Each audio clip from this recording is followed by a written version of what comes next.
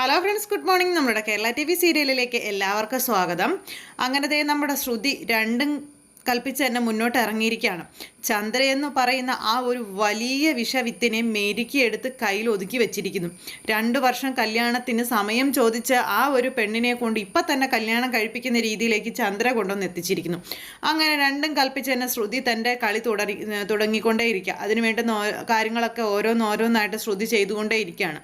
അങ്ങനെ ശ്രുതിയുടെ ഈ കാട്ടായൊക്കെ കണ്ട് കൂട്ടുകാർക്ക് തന്നെ പേടിയായി. അപ്പോൾ ഇത്രയും ക്യാഷൊക്കെ നീ എവിടെ നിന്ന് ഉണ്ടാക്കും എന്നുള്ള രീതിയിലുള്ള കാര്യങ്ങളൊക്കെ ചോദിച്ചു കൂട്ടുകാരി. അപ്പോൾ അതൊന്നും ഓർത്ത് നീ ടെൻഷൻ അടിക്കേണ്ട, അതിനൊക്കെയുള്ള വഴി ഞാൻ കണ്ടിട്ടുണ്ടെന്ന് ശ്രുതി കൂട്ടുകാരിയോട് പറയുകയും ചെയ്തു. അങ്ങനെ അവർ രണ്ടുപേരും കൂടി അവരുടെ ജോലികൾ പൂർത്തിയാക്കാനുള്ള തിരക്കിൽ ഓട്ടപ്പാച്ചിലുമാണ്. ഈ സമയത്താണെന്നുണ്ടെങ്കിൽ നമ്മുടെ രവിയേട്ടൻ ഫോണും പിടിച്ചുകൊണ്ടിങ്ങനെ ഇരിക്കുന്നു. പിന്നെ പെട്ടെന്ന് രേവതിയെ വിളിച്ചിട്ട് രേവതിയോട് കുറച്ച് ദിവസം അച്ചമ്മയുടെ വീട്ടിൽ പോയി സച്ചിയും കൂട്ടി നിൽക്കണമെന്ന് പറഞ്ഞു. അപ്പോൾ രേവതിക്കാണെങ്കിൽ ആകെ ഒരു വിഷമം പോലെ.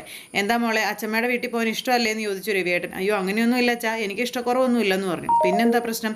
ഓ സച്ചിയുടെ കൂടെ പോകാനാണോ എന്ന് ചോദിച്ചപ്പം ഒന്നും മിണ്ടിയില്ല. അപ്പം മനസ്സിലായി മകൻ്റെ കൂടെ പോകാനുള്ള ആ ഒരു മടി കൊണ്ടാണ് രേവതി അങ്ങനെ നിൽക്കുന്നതെന്ന്.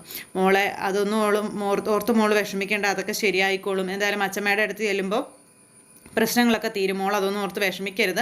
മോള് പോകണം, 3-4 ദിവസം നിങ്ങൾ ഇവിടെ നിന്ന് മാറി നിൽക്കണം, വിവാഹം കഴിഞ്ഞ് എങ്ങും പോയിട്ടില്ലല്ലോ തുടങ്ങിയ രീതിയിലൊക്കെ പറഞ്ഞു. അപ്പം അച്ഛനൊരു പരിധിയെ കൂടുതൽ നിർബന്ധിച്ച് കഴിഞ്ഞപ്പോഴത്തേക്കും രേവതി പോകാമെന്ന് സമ്മതിച്ചു.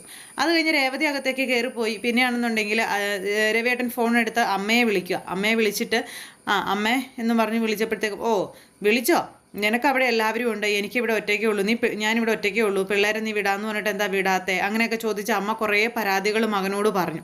അത് കേട്ടപ്പം അമ്മയുടെ പരാതിയൊക്കെ തീർക്കാനായിട്ട് സച്ചിയെയും രേവതിയെയും കൂടി ഞാൻ അങ്ങോട്ടേക്ക് 3-4 ദിവസത്തേക്ക് വിടുന്നുണ്ട്. അപ്പോൾ അമ്മ കുറച്ച് പ്രശ്നങ്ങളൊക്കെ ഇവിടെ ഉണ്ടായി, അതെല്ലാം അമ്മ തന്നെ പരിഹരിക്കണമെന്ന് പറയാം. അപ്പോൾ അത് കേട്ടപ്പോൾ പ്രശ്നങ്ങളോ, എന്ത് പ്രശ്നമാണെന്ന് ചോദിച്ചു. ആ സമയത്ത് ഇവർ തമ്മിലുണ്ടായിരുന്ന ഇവരൊരുമിച്ച് പുറത്തു പോയതും അതുപോലെ കള്ള് കുടിച്ചതും പിന്നെ ഉണ്ടായ പ്രശ്നങ്ങളെല്ലാം അമ്മയോട് ഇതെല്ലാം രവിയേട്ടൻ പറയാം. ഇതൊക്കെ കേട്ട് അമ്മയും ഇങ്ങനെ ഇതായിട്ടിരിക്കും. അപ്പോൾ ഈ പ്രശ്നങ്ങൾ കൊണ്ട് ഇവർ രണ്ടുപേരും ഭയങ്കരമായിട്ടുള്ള അകലത്തിലാണെന്നുള്ള കാര്യം അമ്മയോട് പറഞ്ഞു. രേവതി ഇറങ്ങിപ്പോയത് സഹിതം അമ്മയോട് പറഞ്ഞു. അന്നേരം ഇത് ഇങ്ങനെ പോയാൽ പറ്റില്ല അമ്മേ, എന്തെങ്കിലും ഒരു തീരുമാനം അമ്മ എടുത്തേ പറ്റൂ എന്നും പറഞ്ഞ് മകൻ അമ്മയോട് തന്നെ റിക്വസ്റ്റ് ചെയ്യുന്നു. അപ്പോൾ നീ ഒന്നുകൊണ്ടും പേടിക്കണ്ടടാ, ഞാനല്ലേ ഇവിടെ ഉള്ളത്, നീ ധൈര്യമായിട്ട് അവരെ ഇങ്ങോട്ടേക്ക് വിട്ടേക്കാൻ പറഞ്ഞ് മകനോട് അമ്മ പറയുന്നു. അങ്ങനെ ഇവർ ഫോണിൽ സംസാരിച്ചുകൊണ്ടിരിക്കുന്ന സമയത്ത് സച്ചി കയറി വന്നപ്പോഴത്തേക്കും ഫോണും ഇങ്ങനെ പിടിച്ചുകൊണ്ട് അച്ഛൻ ഇങ്ങനെ നിൽക്കുക. ആഹാ, ഇന്ന് ഉമ്മറത്ത് തന്നെ ഉണ്ടല്ലോ, എന്തു പറ്റി, എന്നാ ഉണ്ട് അങ്ങനെയൊക്കെ ചോദിച്ചു ഓരോ വിശേഷങ്ങളൊക്കെ ചോദിക്കുന്നു. ആ സമയത്ത് നിങ്ങളൊരു യാത്ര പോകണം, നീ യാത്ര പോകണമെന്ന് പറഞ്ഞു. അതും അച്ഛമ്മയുടെ അടുത്തേക്ക്. അത്രയുള്ള കാര്യം, അതിനാണോ ഇത്ര ബിൽഡപ്പൊക്കെ, ഞാൻ പൊക്കോളാം, നാളെ തന്നെ അച്ഛമ്മയുടെ അടുത്ത് പൊക്കോളാം എന്ന് പറഞ്ഞു. ഞാൻ മാത്രമല്ല, ഞങ്ങൾ അച്ഛനും വരുന്നുണ്ടോ, അടിപൊളിയായല്ലോ, സൂപ്പറാണല്ലോ എന്നൊക്കെ പറഞ്ഞുകൊണ്ട് ഇങ്ങനെ ഇരിക്കുക. അപ്പോഴേക്ക് രേവതി ഇറങ്ങി വന്നു. ഞങ്ങളെന്ന് പറഞ്ഞാലേ നീയും രേവതിയും കൂടിയാണെന്ന് പറഞ്ഞപ്പോൾ രേവതിയോ ഇവളുടെ കൂടിയോ? അപ്പോഴേക്ക് രേവതിയുടെ ഭാവം അങ്ങ് മാറി, സച്ചിയുടെ ഭാവം അങ്ങ് മാറി. അയ്യോ അച്ഛാ, അങ്ങനത്തെ ചതിയൊന്നും ചെയ്യല്ലേ, ഞാൻ ഇവളുടെ കൂടിയൊന്നും പോയി നിൽക്കില്ല, അതും 3-4 ദിവസമേ. അയ്യോ എന്നെ കൊണ്ട് ഒട്ടും പറ്റില്ലെന്ന് പറഞ്ഞു. എന്താടാ പറ്റില്ലാത്തത്? അവളെയും കൊണ്ട് അവിടെ പോയി നിൽക്കുക, നിനക്ക് എന്താ എത്ര ബുദ്ധിമുട്ടെന്നൊക്കെ ചോദിച്ചു. അപ്പം നിനക്ക് അച്ഛമ്മയെ ഇഷ്ടമല്ലേ, അച്ഛമ്മയുടെ അരികിൽ പോകണം നിനക്ക് ഇഷ്ടമല്ലേ എന്നൊക്കെ പറഞ്ഞ് അങ്ങനെ നമ്മുടെ രവിയേട്ടൻ ഇങ്ങനെ പറയുമ്പോൾ അയ്യോ എന്ന് ഞാൻ പറഞ്ഞിട്ടേ ഇല്ല, പിന്നെ എനിക്ക് അവിടെ ഞാൻ ഇവളുടെ കൂടെ പോയി നിൽക്കണോ എന്നൊക്കെ പറയുമ്പോൾ രേവതിയുടെ നേരെ ഇടയ്ക്ക് ഇങ്ങനെ നോക്കും. രേവതി നേരത്തേക്കും വേറെ സ്ഥലത്തേക്ക് നോക്കും, സച്ചിയെ നോക്കില്ല. അല്ലാത്തപ്പോൾ സച്ചിയെ രേവതി നോക്കും. അങ്ങനെ രേവതിയുടെ മുന്നിൽ വെച്ച് പോകാൻ മടി കാണിച്ചുകൊണ്ട് സച്ചി ഇങ്ങനെ കുറേ ന്യായീകരണങ്ങൾ പറയാം. അച്ഛൻ അമ്പിനും വില്ലിനും അടുക്കുന്നില്ല, ഒരു രക്ഷയില്ല. ആ സമയത്താണ് ചന്ദ്ര അങ്ങോട്ടേക്ക് ഇറങ്ങി വരുന്നത്. ചന്ദ്ര ഇറങ്ങി വന്നിട്ട് ചന്ദ്ര ഇത് കേട്ടോണ്ട് നിൽക്കും. അപ്പോൾ ഇവർ പോവുകയാണെന്ന് കേട്ടപ്പോൾ ചന്ദ്രയ്ക്കും ഭയങ്കര സന്തോഷം. അപ്പോൾ ചന്ദ്രയും പറഞ്ഞു ശരിയാ, ഒന്ന് പോയിട്ട് വാ എന്നും പറഞ്ഞ് ചന്ദ്രയും. അതെന്താ അമ്മേ, ഇപ്പം ഞങ്ങളെ ഓടിച്ചു വിടാനായിട്ട് ഭയങ്കര ധൃതി എന്നൊക്കെ ഇങ്ങനെ നേരം സച്ചി ചോദിച്ചു. ധൃതിയായിട്ടൊന്നുമല്ല, നിങ്ങൾ പോയിട്ട് വരാനുള്ളൊരിതുകൊണ്ട് പറഞ്ഞതാണെന്ന് പറഞ്ഞ് ചന്ദ്ര ഇങ്ങനെ നിൽക്കുക. ആ സമയത്ത് തന്നെ നമ്മുടെ രവിയേട്ടൻ ഫോൺ കട്ട് ചെയ്തിട്ടുണ്ടായിരുന്നില്ല. അപ്പോൾ അപ്പുറം ഇരുന്ന് നമ്മുടെ അച്ഛമ്മ ഈ സച്ചി പറയുന്ന കാര്യങ്ങളെല്ലാം കേട്ടോണ്ടിരിക്കുകയാണ്. വേഗം ഫോൺ എടുത്ത് ചെവിയിൽ വെച്ചിട്ട് കേട്ടോ അമ്മേ, അവൻ പറഞ്ഞത് കേട്ടോ എന്ന് ചോദിച്ചു. അവൻ്റെ കയ്യിൽ നീ ഫോൺ കൊടുക്കാൻ അമ്മ പറഞ്ഞു. രവിയേട്ടൻ അത് സച്ചിയുടെ കയ്യിലേക്ക് കൊടുത്തു. എൻ്റെ പൊന്നോ ഒന്നും പറയണ്ടായേ, ഞാൻ അങ്ങോട്ടേക്ക് വന്നേക്കാമേ എന്നും പറഞ്ഞുകൊണ്ട് നമ്മുടെ സച്ചി അന്നേരം പറയാം. പിന്നെ അച്ചമ്മയും കൊച്ചുമോനും കൂടി ആയി അങ്ങോട്ടും ഇങ്ങോട്ടും ഓരോന്ന്. അത് കഴിഞ്ഞിട്ട് ഇതേ നാളെ രാവിലെ തന്നെ അവളെയും കൂട്ടിക്കൊണ്ട് അവിടെ നിന്ന് പോന്നോളണം. ഇനി നീ ഒരു ഇതും പറയണ്ട, ഇതാണെന്നൊക്കെ പറഞ്ഞ് അച്ചമ്മ കുറേ ദേഷ്യപ്പെടുകയും അല്ലെങ്കിൽ ശാസിക്കുകയും സ്നേഹത്തോടെ പറയുകയും ഒക്കെ ചെയ്തു. ശരി ശരി ഞാനത് ചെയ്തോളാമേ എന്നും പറഞ്ഞുകൊണ്ട് നമ്മുടെ സച്ചി. അപ്പോൾ എന്നാൽ മോളെ വേഗം ഇവർക്ക് ഫുഡ് എടുത്ത് കൊടുക്കുക, എന്നിട്ട് നിങ്ങൾ കിടന്നു രാവിലെ പോകണം എന്നൊക്കെയുള്ള കാര്യങ്ങൾ അച്ഛൻ പറഞ്ഞപ്പം ഭക്ഷണം ഞാനെടുത്ത് തരാമെന്ന് പറഞ്ഞു ചന്ദ്ര. അതെന്ത് പറ്റി, ഇന്ന് മഴ പെയ്യോ? ആഹാ, പുതിയ പുതിയ തീരുമാനങ്ങളൊക്കെ വരുന്നല്ലോ എന്ന് പറഞ്ഞു. അല്ല, രാവിലെ ഇവർക്ക് പോകാനുള്ളതാണല്ലോ, അതുകൊണ്ട് ഞാൻ പറഞ്ഞതാണെന്ന് പറഞ്ഞു. അങ്ങനെ ചന്ദ്ര അവിടെ നിൽക്കുന്നു. ഈ സമയത്ത് രണ്ടുപേരും 3-4 ദിവസത്തേക്കുള്ള ഡ്രസ്സൊക്കെ പാക്ക് ചെയ്ത് എല്ലാം റെഡിയായി രാവിലെ തന്നെ പോകാൻ തയ്യാറായിക്കോളാൻ പറഞ്ഞ് അങ്ങനെ അച്ഛൻ ഇവരെയും കൂട്ടി അകത്തേക്ക് കയറിപ്പോയി. ചന്ദ്ര അവിടെ സന്തോഷത്തോടു കൂടി ഇങ്ങനെ നിൽക്കുക. എന്തായാലും ആ ഒരു സംഭവം കഴിഞ്ഞ് രാവിലെ ആയപ്പോഴത്തേക്കും ചന്ദ്ര പറന്നു കൂട്ടുകാരിയെ കാണാനായിട്ട്.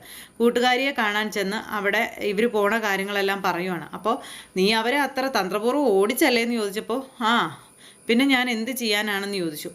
എനിക്ക് ഈ കല്യാണം എത്രയും പെട്ടെന്ന് നടത്തണമെന്ന് പറഞ്ഞപ്പോൾ 2 വർഷത്തെ അവധി ആ പെങ്കൊച്ച് ചോദിച്ചപ്പോൾ നിനക്കതങ്ങ് സമ്മതിച്ചാൽ പോരായിരുന്നോ?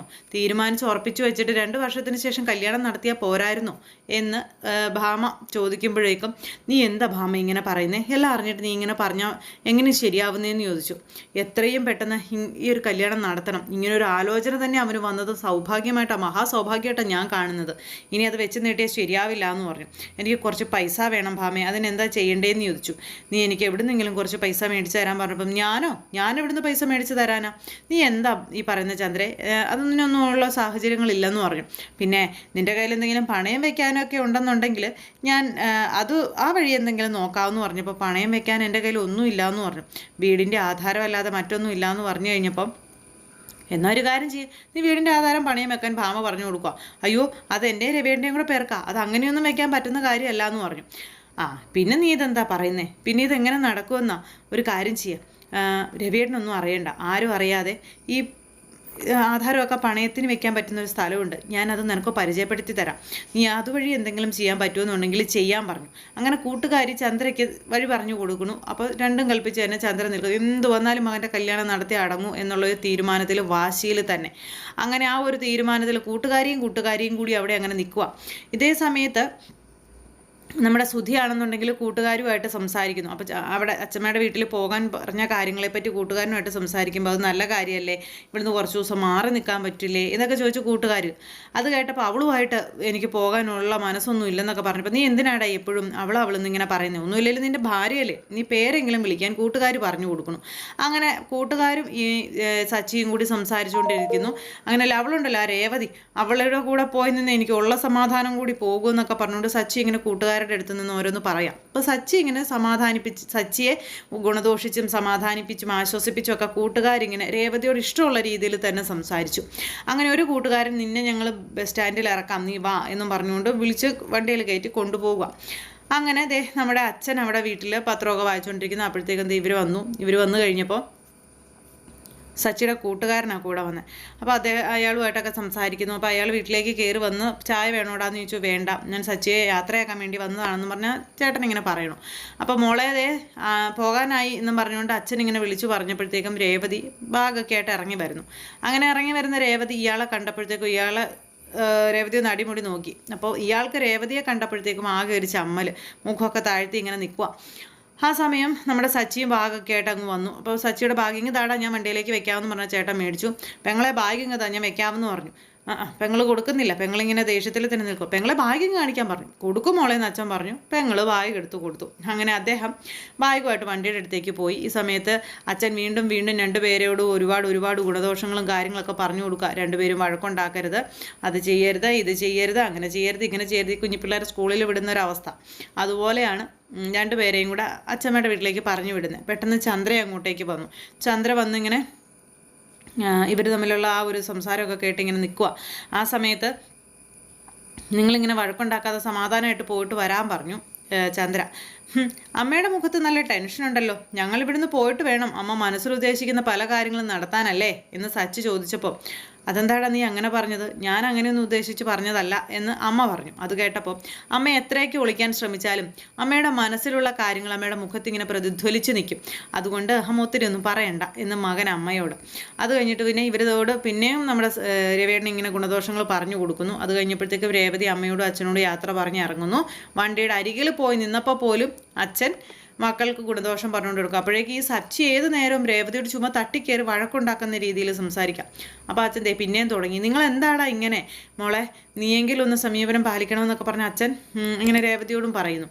അങ്ങനെ ഇവർ തമ്മിലുള്ള ആ ഒരു സംസാരവും കാര്യങ്ങളും ഇതെല്ലാം കഴിഞ്ഞ് അവർ രണ്ടുപേരും കൂടെ അച്ഛമ്മയുടെ വീട്ടിലേക്ക് വിവാഹശേഷം ഒന്നിക്കാനായിട്ട് പോയിരിക്കുന്നു. അവിടെ ചെന്ന് കഴിയുമ്പോൾ ഉറപ്പായിട്ടും അച്ഛമ്മ ഇവരുടെ പിണക്കമൊക്കെ അല്ലെങ്കിൽ ഈ ഒരു അങ്ങോട്ടും ഇങ്ങോട്ടുള്ള എടുത്തുചാട്ടവും വഴക്കും കാര്യങ്ങളൊക്കെ ഒരു തെല്ലിടെയെങ്കിലും മാറ്റി മറിക്കും. അത് 100% ഉറപ്പാണ്. ആ സമയം കൊണ്ട് വീടിൻ്റെ ആധാരവും കൊണ്ട് ഈ പണയം വെച്ച് മൂത്ത മകൻ്റെ കല്യാണം നടത്താനുള്ള എല്ലാ പരിപാടികളും ഇവിടെ നമ്മുടെ ചന്ദ്ര ഒപ്പിക്കുകയും ചെയ്യും. അങ്ങനെ നല്ല രീതിയിൽ നല്ല രസകരമായ രീതിയിലാണ് ഇനി അങ്ങോട്ട് നമ്മുടെ കഥ മുന്നോട്ട് പോകുന്നത്. അപ്പോൾ ഇന്നത്തെ വിശേഷവും അങ്ങനെ തന്നെയാണ്, വളരെ നല്ല രീതിയിലാണ് വന്നിട്ടുള്ളത്. അപ്പോൾ എല്ലാവരും കാത്തിരുന്ന് കാണണം. എല്ലാവർക്കും നല്ലൊരു ദിവസം ആശംസിക്കുകയാണ്. എല്ലാവരുടെയും സപ്പോർട്ടിനും സ്നേഹത്തിനും ഒരുപാട് നന്ദി അറിയിക്കുന്നു. അടുത്ത സൂപ്പർ ഹിറ്റ് കഥയുമായി കാണുന്നത് വരെ എല്ലാവർക്കും നന്ദി. അതോടൊപ്പം നമ്മുടെ ചാനൽ ആദ്യമായിട്ട് കാണുന്നവരുണ്ടെങ്കിൽ ഒന്ന് സബ്സ്ക്രൈബ് ചെയ്യണം കേട്ടോ. തൊട്ടടുത്ത് കാണുന്ന ബെൽ ബട്ടൺ അമർത്തി കഴിഞ്ഞിട്ടുണ്ടെങ്കിൽ നമ്മുടെ വീഡിയോസ് എളുപ്പത്തിൽ കാണാൻ കഴിയുന്നതായിരിക്കും. അപ്പോൾ ഒരിക്കൽ കൂടി എല്ലാവരോടും ഹൃദയത്തിൻ്റെ ഭാഷയിൽ 1000 നന്ദി അറിയിച്ച് നിർത്തുന്നു. അടുത്ത സൂപ്പർ ഹിറ്റ് കഥകളുമായി കാണാമെന്നുള്ള പ്രതീക്ഷയോടെയും വിശ്വാസത്തോടെയും നിർത്തുകയാണ്. Thank you. See you again. Take care. Bye by.